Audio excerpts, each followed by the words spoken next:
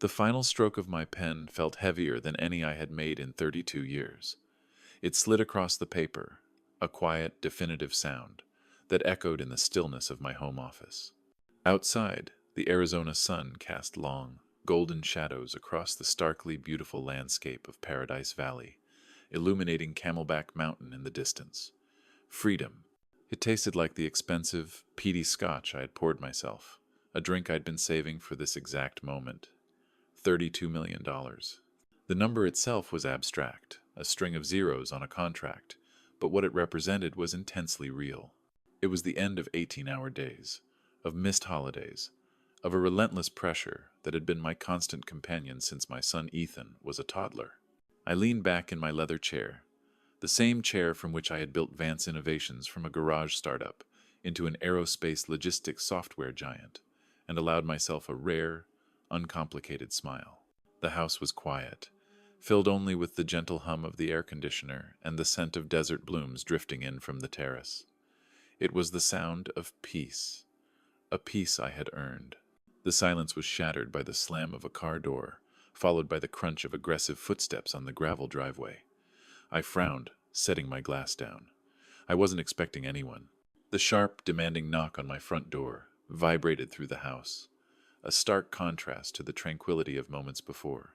Before I could rise, the door swung open. Ethan stood on the threshold, his face flushed, his usually immaculate suit wrinkled.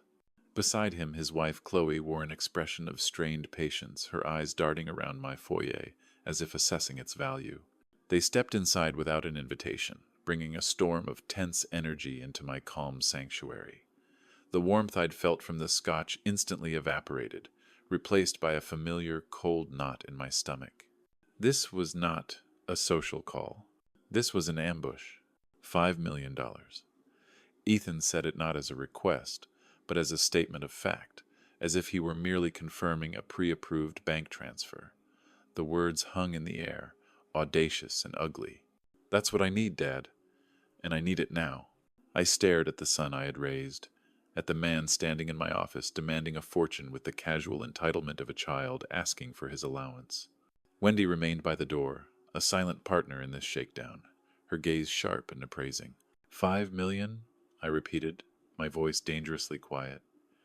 "You storm into my house, the very day I sign away my life's work, and you don't offer a word of congratulations. You just demand?" "This is my congratulations," he shot back, leaning forward and planting his palms flat on my mahogany desk. 32 million is incredible. So what's 5 million to you? It's a rounding error. I've got debts, a new business I want to launch. This is the perfect time. The accusation in his eyes was the sharpest blow, that I owed him this, that my success was his windfall. "This money," I said, my voice trembling with a tightly controlled rage, "is the sweat of 30 years. It's the school plays I missed, the baseball games I couldn't attend. It's the security I built for myself after your mother died, and I had to be both parents to you.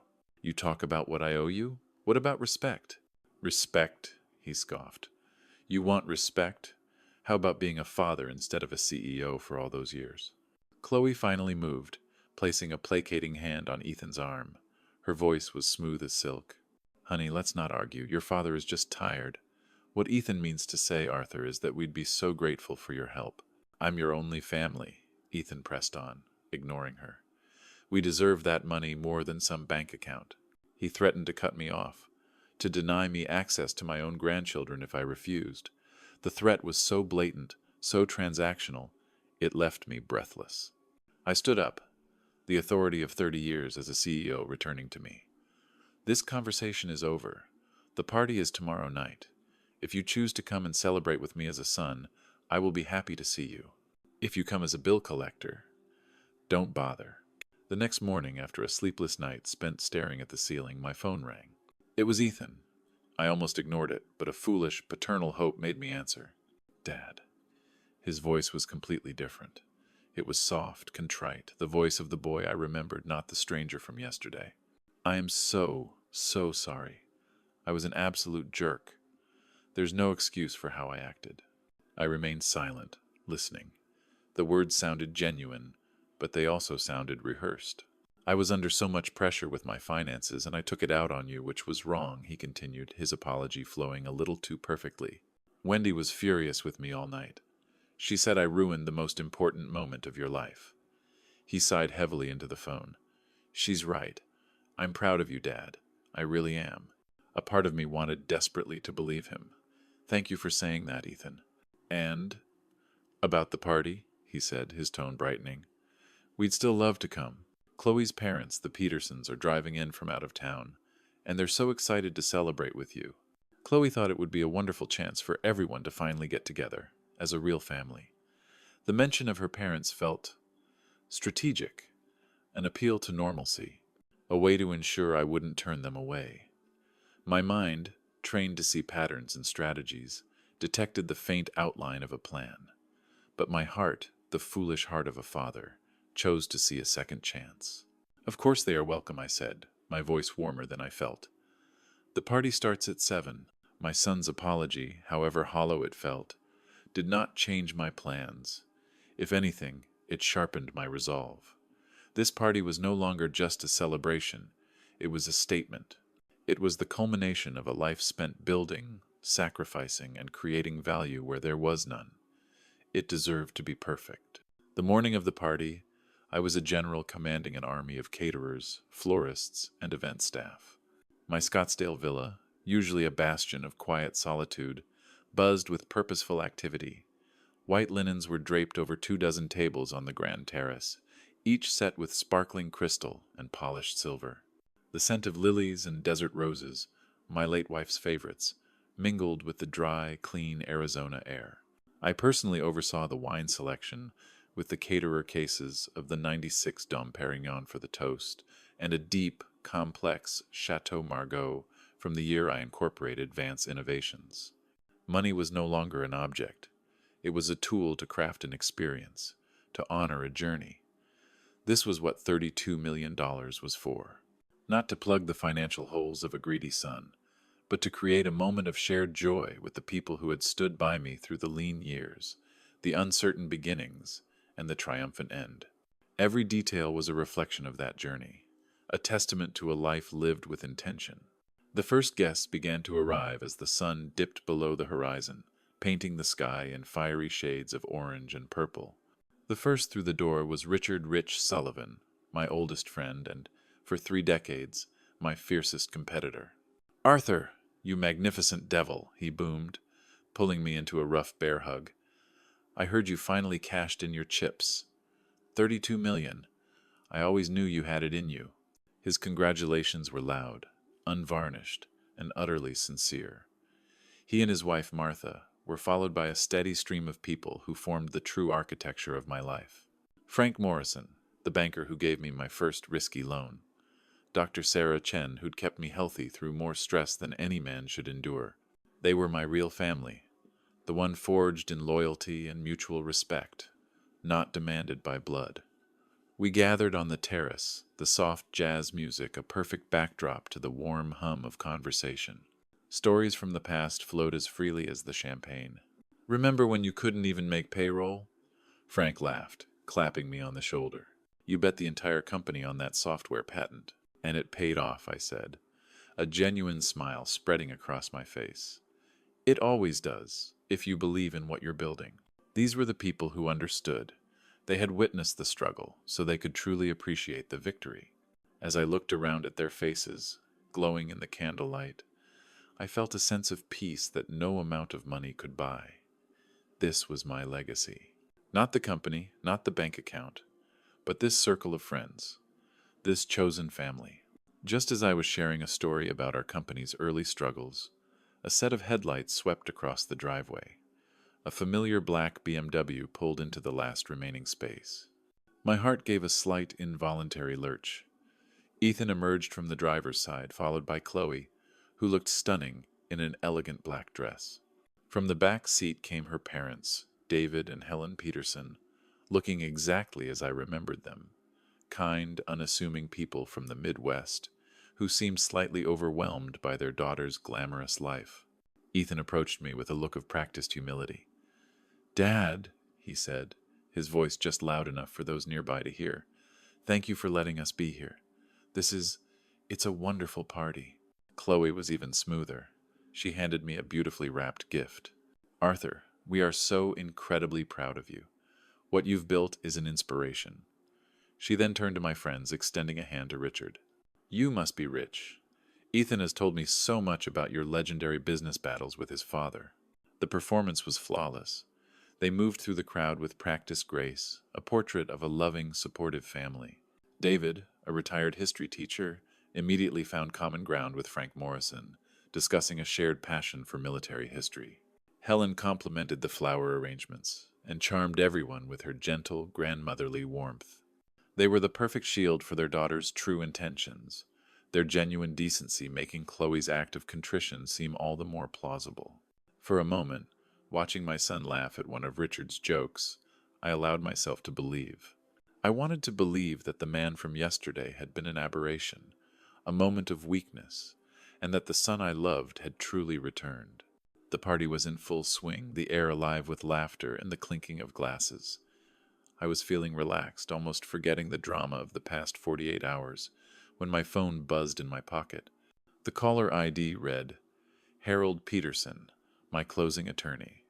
It was unusual for him to call on a Saturday night. Excuse me, everyone, I announced to the small group I was with. I need to take this. Final details on the sale.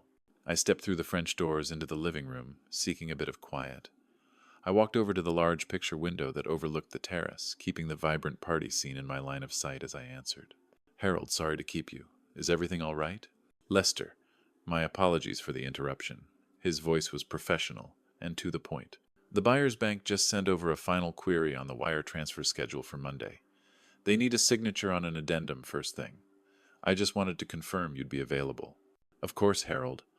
I'll be at your office at 9 a.m. sharp. I confirmed, my eyes drifting over the party outside. My guests were mingling, the catering staff was circulating with fresh appetizers, and everything was moving along perfectly without me. It was a beautiful sight, the culmination of my life's work. My gaze remained on the party, a pleasant, unfocused backdrop to Harold's legal talk. But then, a small movement near the main drink table snagged my attention. It was Chloe. She had separated from the group, her back to most of the guests. Her movements were casual, but there was a furtive quality to them that set my nerves on edge. While still nodding along to Harold's words on the phone, my focus sharpened entirely on my daughter-in-law. I watched as she glanced quickly left and right, ensuring no one was observing her. Her hand slipped into the pocket of her elegant dress and emerged with something small, a tiny packet that glinted under the terrace lights. My breath caught in my throat. Time seemed to slow down. With a practiced smoothness that spoke of rehearsal, she moved her hand over my wine glass, the one I had left on the table. A fine, white powder cascaded from the packet into the deep red liquid. It dissolved almost instantly. My mind froze, refusing to process what my eyes were seeing. She then picked up a cocktail stirrer, casually swirled the contents of my glass once or twice, and placed the stirrer back on the tray. The empty packet vanished back into her pocket. The entire act took less than 5 seconds. She then turned, her face a perfect mask of pleasant innocence, and rejoined a conversation as if she had done nothing more than admire the floral centerpiece. Arthur, are you still there? Harold's voice crackled in my ear, pulling me back from the horrifying tableau. Yes, I managed to say, my own voice sounding alien and distant. Yes, Harold, I'm here. My blood ran cold. The apology, the reconciliation, her parents' presence, it was all, a meticulously crafted stage for a murder. My murder. Just as I was about to end the call and confront the monster on my terrace, Chloe made her next move one so cruel, so calculated, it solidified my resolve into ice. She didn't pick up the glass herself. Instead, she caught the eye of Maria, my housekeeper of 20 years, a kind, loyal woman who had practically helped raise Ethan. Maria, I heard Chloe's sweet voice call out, drifting through the open door. Mr. Vance looks like his glass is empty over here. Would you be a dear and take this fresh one to him? I watched in horror as Maria, smiling her usual warm smile, picked up the poisoned chalice. Chloe was not just trying to kill me. She was setting up an innocent, devoted woman to be the primary suspect. If I collapsed and died, the last person to hand me the drink would be Maria. It was diabolical. A perfect, airtight plan. In that moment, any lingering trace of familial affection I had for my son's wife turned to pure, cold fury.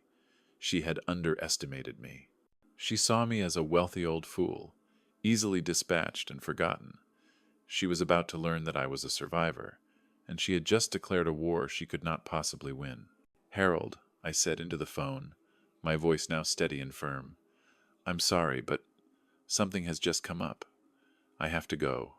"Oh." I ended the call just as Maria approached the living room door, the glass of poisoned wine held carefully in her hand. My mind was a whirlwind of cold, hard calculations, but on the surface, I was the picture of a gracious host. I met Maria at the door to the living room, my smile warm and appreciative. "Thank you, Maria," I said, taking the wine glass from her tray. "You always know when I need a refill." "Of course, Mr. Vance," she replied, her kind eyes crinkling at the corners. "Enjoy your party. You deserve it."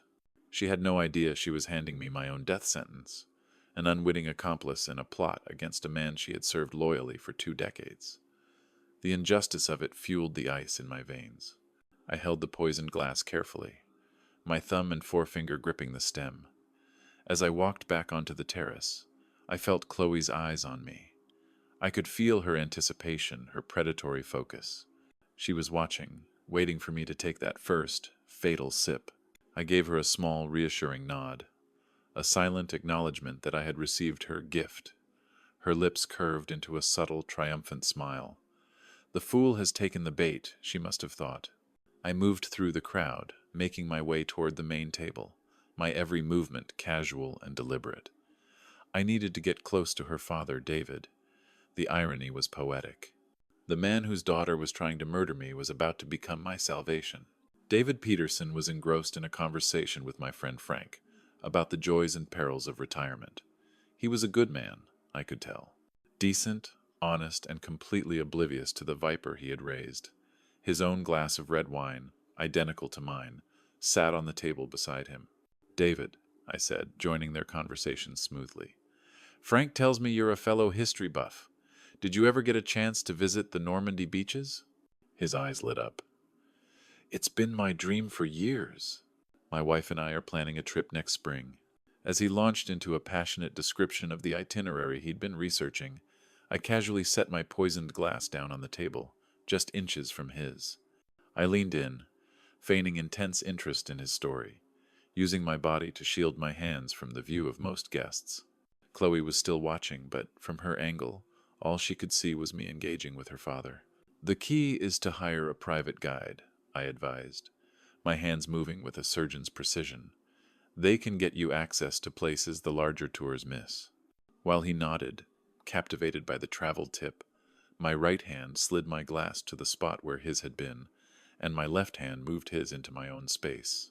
The switch was silent, fluid, and took less than 2 seconds. It was a simple sleight of hand, a parlor trick I was now using to save my own life. I picked up my new, safe glass of wine and took a small step back, creating distance from the table. The poisoned chalice now sat directly in front of David Peterson, a ticking time bomb he was completely unaware of. I saw Chloe's gaze flicker from me to the glass in my hand, then back to the table, a look of serene confidence on her face. Her plan was perfectly in place. She had no idea I had just rewritten the final act. With the poisoned glass now sitting squarely in front of her father, I felt a grim sense of control settle over me. It was time. I tapped my safe wine glass with a fork, the clear, high-pitched chime cutting through the gentle hum of conversation.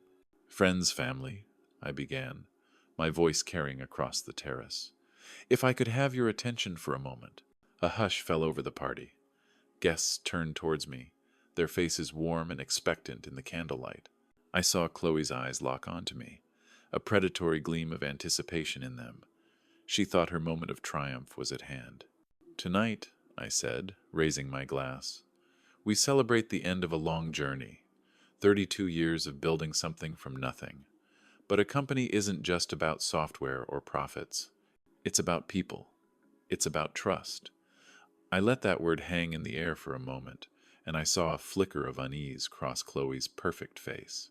I've learned in my 65 years that wealth is a dangerous thing, I continued, my gaze sweeping over the crowd before landing back on her. It doesn't build character, it reveals it. It shows you who is truly loyal, who truly cares for you, and who sees you as nothing more than an obstacle to their own greed. The mood on the terrace had shifted. The celebratory air was now thick with tension. My friends, knowing my character, looked confused. Ethan shifted uncomfortably. Only Chloe knew exactly what I was talking about, and a thin sheen of sweat was beginning to form on her brow. "So I want to propose a toast," I said, my voice ringing with authority. "To the truth, because sooner or later, it always comes out. To everyone, please raise your glasses with me." Around the table, my guests followed my lead, raising their glasses in a confused but polite gesture. David Peterson, a kind smile on his face, lifted his glass. The glass Chloe had intended for me. I watched him, my heart pounding a steady, furious rhythm. This was the moment, the point of no return. He brought the rim of the glass to his lips. Chloe's eyes were wide, fixed on me, waiting for me to drink and collapse. She was so focused on her target that she didn't even notice her own father was about to become her victim. "David, stop!" My voice boomed across the terrace, a crack of thunder in the quiet evening. "Don't drink that wine." He froze, the glass trembling an inch from his mouth. Every head snapped in my direction. The party came to a dead halt, the only sound the soft jazz music still playing absurdly in the background. Gasps rippled through the crowd. I lowered my own glass and pointed a steady, accusing finger, not at the wine, but directly at my daughter-in-law. "That wine is poisoned." The words dropped into the stunned silence, like stones into a still pond. Chaos erupted. David stared at the glass in his hand as if it were a venomous snake. His wife, Helen, let out a small, terrified cry. My friends looked on in disbelief, their faces a mixture of horror and confusion. And Chloe's face was a mask of pure, unadulterated panic. Her perfect plan had just spectacularly imploded. Chloe's face, which seconds before had been a mask of panic, twisted into a caricature of outraged innocence. "Poisoned?" she shrieked, her voice pitching high enough to make the crystal glasses vibrate. "Arthur, have you lost your mind? That's an insane accusation. Why on earth would I do something so horrible?" She turned to the stunned guests, appealing for an audience. "He's been under a lot of stress from the sale. Maybe he's not thinking clearly." "Oh, I am thinking more clearly than ever," I replied, my voice a blade of ice cutting through her hysteria. My eyes did not leave her face. "I saw you, Chloe. I was standing in the living room, on the phone with my attorney, and I watched you put a powder from a small packet into my wine glass." "That's a lie," she screamed. "Is it?" I asked calmly. "Then you won't mind if we settle this scientifically. This is a simple problem with a simple solution." I gestured towards the glass still frozen in David's hand. "We will seal that glass as evidence, and first thing Monday morning we will take it to a laboratory for a full chemical analysis. If I'm wrong, I will issue a public apology to you and everyone here tonight. But if I'm right..." Her eyes darted from my face to the glass, then back again. She was trapped, a cornered animal, and cornered animals are always the most dangerous. With a desperate theatrical sob, she lunged forward. "I can't believe you'd accuse me of this," she cried, stumbling with a clumsiness that was entirely fabricated. Her arm swung out, striking the small table with just enough force. The poisoned wine glass tipped, teetered for a heart-stopping second, and then crashed onto the stone terrace, shattering into 1,000 glittering shards. Red wine, laced with invisible death, splashed across the pristine white linens like a spray of blood. A deafening silence fell over the terrace. No one moved. No one breathed. The only sound was the faint, absurd melody of the jazz music, still whispering from the hidden speakers. Wendy's accident was so transparent, so utterly deliberate, that it served as a more powerful confession than any words could. It was the frantic, guilty act of someone destroying the last piece of incriminating evidence. She knelt beside the mess, making a show of trying to gather the larger pieces of broken glass, her shoulders shaking with fake sobs. "Oh no," she wailed. I'm so clumsy. I'm so sorry. I've ruined everything. Yes, I said, my voice resonating in the stillness. You certainly have. I looked around the circle of horrified faces. My friends stared at Chloe with expressions of cold disgust. Helen, her mother, had a hand pressed to her mouth, her eyes wide with the horror of understanding what her daughter truly was. David slowly, carefully placed his hands on the table, as if to steady himself, the realization that he had almost been killed by his own child, draining all the color from his face. But the most telling reaction was Ethan's. He stared at his wife, not with anger or confusion anymore, but with a look of dawning, sickening recognition. He was finally seeing the woman I had seen through the window, the manipulator, the liar, the would-be murderer. The mask of the perfect daughter-in-law had not just slipped, it had shattered as completely as the glass on the floor. Chloe shot to her feet, her face a mask of fury. The pretense of the victim was gone, replaced by the raw snarl of a predator whose prey had fought back. I don't have to stay here and listen to these insane ramblings, she spat, grabbing her expensive purse from the back of her chair. Her eyes, wild with desperation, found Ethan's. Ethan, we're leaving. Now. My son stood frozen, his gaze shifting between his wife's panicked face and my own steady calm. He looked at the shattered glass, at his mother-in-law's tears, at the disgusted faces of my lifelong friends. For the first time, he seemed to be seeing the entire ugly picture with clarity. Wendy, Chloe, he stammered, using her real name in his confusion.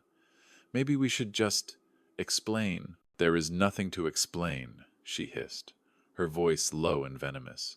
Are you going to stand there and let your senile father publicly humiliate me, or are you coming with me? The ultimatum hung in the air. He had a choice to make. Stand with the woman who had just tried to commit murder, or stand with the father she had tried to kill. With a final, shamed glance in my direction, he made his choice. He turned and followed his wife. They walked off the terrace and through my house without another word, a silent, shameful retreat. The sound of their car door slamming, followed by the squeal of tires as the BMW tore out of my driveway, was a punctuation mark on the end of a chapter of my life. The toxic part had just excised itself. In the wake of their departure, a heavy silence remained. All eyes turned to the two people left behind in the wreckage, David and Helen Peterson. They stood by the now empty chairs, looking small and broken. David's face was pale, his hands trembling slightly. Helen was openly weeping, her quiet sobs the only sound on the terrace. Finally, David cleared his throat and took a shaky step towards me. His eyes were filled with a profound and terrible shame. Arthur, he began, his voice cracking. There are no words. There are no apologies deep enough for what our daughter, for what she tried to do to you tonight. You saved my life, and she... He couldn't finish, his voice choked with emotion. We are so sorry, Helen whispered through her tears. We had no idea. We raised her to be a good person. We don't know who that woman... Island? I stepped forward and placed a hand on David's shoulder. I looked at these two decent, heartbroken people, and I felt no anger, only a deep well of pity. They were victims, too, in their own way. This is not your fault, I said, my voice gentle but firm. You did not make her choices. You are not responsible for the darkness in her heart. You are good people, and you have been betrayed just as I have. I gestured for my friend Richard to pour them both a glass of water. You are welcome in my home, I told them, meeting their eyes to ensure they understood. Her actions do not define you. You stayed when she ran. That tells me everything I need to know about your character. The party ended not with a bang, but with a quiet sense of peace. After the Petersons composed themselves, my true friends Richard, Sarah, Frank, and the others rallied around them, offering quiet words of support. Maria, my loyal housekeeper, emerged from the kitchen with a fresh pot of coffee, her presence a silent, steady anchor in the emotional storm. We sat on the terrace, a smaller, more intimate group, the remnants of the lavish party forgotten. The shattered glass was gone, but the truth that had been revealed remained. Tonight, Richard said, breaking the comfortable silence as he looked at me, you taught us all a lesson, Arthur, about courage, about grace under pressure. David Peterson shook his head his eyes still filled with a distant sadness. "He showed my wife and me what true character looks like," he said quietly. "Our daughter's choices are her own, but tonight we have been welcomed into a family of strangers who have shown us nothing but kindness. We will never forget that." I looked at the faces around me, my loyal friends who had celebrated my success without an ounce of jealousy, Maria, who had served my family with unwavering devotion, and the Petersons, two good people caught in the crossfire of their daughter's greed. This was my family now, not the one I was born into, but the one I had chosen, the one that had chosen me back. The $32 million in the bank felt secondary to the wealth I felt in that moment, surrounded by people of integrity. The conversation eventually turned from the night's dark events to the bright promise of the future. We talked about travel, about new hobbies, about the simple joy of spending time with people you trust. My retirement was not an ending, but a new beginning, cleansed of the toxic relationships that had unknowingly poisoned my life for years. The path ahead was clear. My fortune would not be a tool for the greedy, but a resource for good, to be shared with those who understood its true value. It would fund adventures, support friends, and build a legacy based not on a name, but on character. As the last of my friends departed, and a quiet dawn began to break over the Arizona desert, I stood on my terrace alone. The air was cool and clean. I felt no anger, no bitterness, only a profound sense of peace. The storm had passed, and I had survived, stronger and wiser than before. True wealth is not measured in dollars, but in the loyalty of the people you choose to call your family. It is forged in the fires of adversity, and revealed not when times are good, but when they are at their worst. For in the end, it is not what you own that defines your legacy, but the character of those who stand with you when everything else has been stripped away. Thank you for joining me on this incredible journey tonight. Your thoughts and feelings about this story are incredibly valuable, so please take a moment to share your impressions in the comments below. What did you think of Chloe's plan and Arthur's response? Every story is a shared experience, and your voice is a vital part of it. If you enjoyed this narrative, please show your support by liking this video and subscribing to the channel for more stories that explore the complexities of life and the triumph of the human spirit. We appreciate every single one of you.